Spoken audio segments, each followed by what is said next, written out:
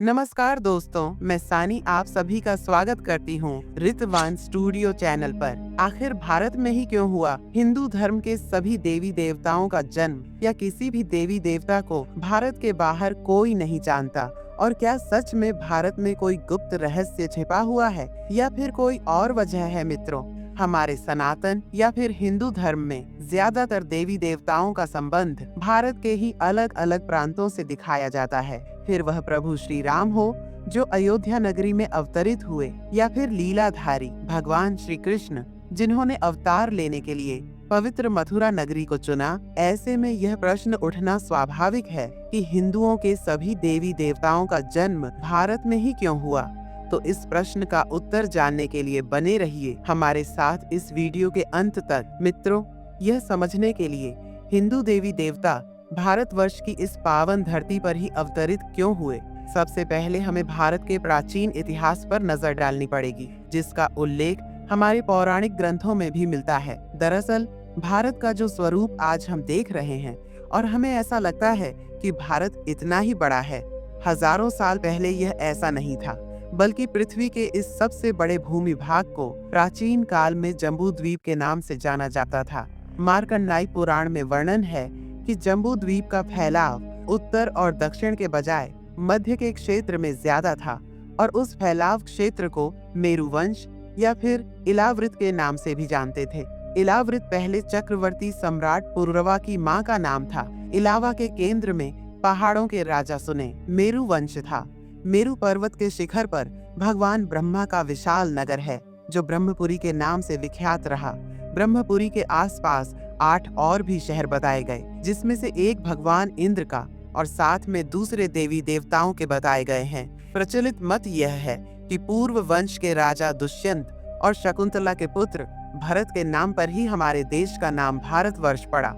हालांकि तब का भारत, जिसे आज के कुछ मनुष्य अखंड भारत भी कहते हैं, उसका भौगोलिक क्षेत्र बहुत ज्यादा विस्तृत था, और इसमें वर्तमान समय की कई देश जैसे पाकिस्तान, अफगानिस्तान, श्रीलंका, बांग्लादेश, भूटान, नेपाल, ईरान और चीन का कुछ भाग इन सभी के अंतर्गत आता था।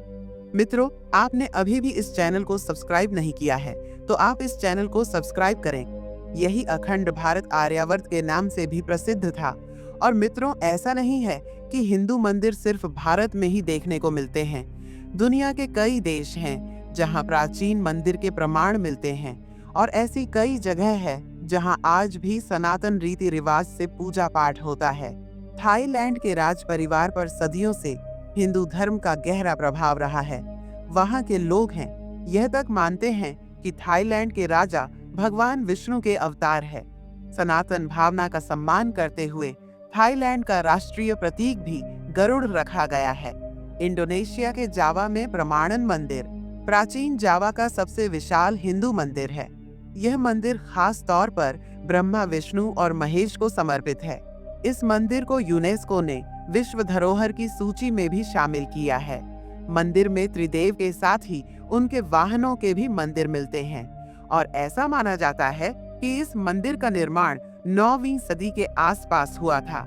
इसके अलावा बाली में पूरा टर्मन सरस्वती मंदिर और जावा में स्थित सिंह श्री शिव मंदिर भी मौजूद है, जो इस बात का प्रमाण है कि अखंड भारत काफी दूर तक फैला हुआ था।